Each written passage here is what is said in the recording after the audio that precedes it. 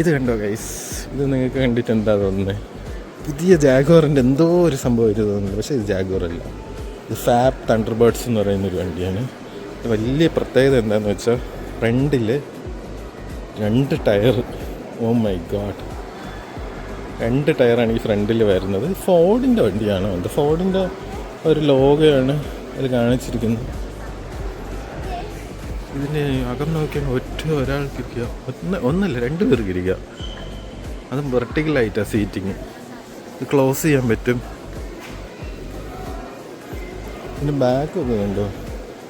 ഓ, ഇത് ഫോർഡിൻ്റെ വണ്ടിയാണ് ഗൈസ്. ഫോർഡിൻ്റെ വണ്ടിയാണ്.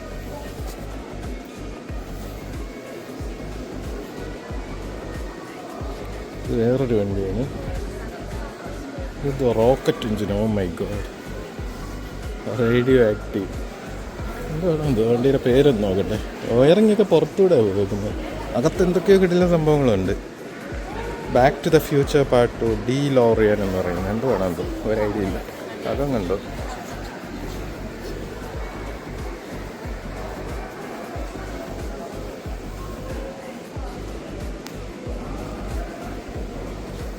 വണ്ടി ഒരു രക്ഷയില്ല. ഇത് റോഡിൽ കൂടെ എങ്ങനെ പോകുന്നുണ്ടോ?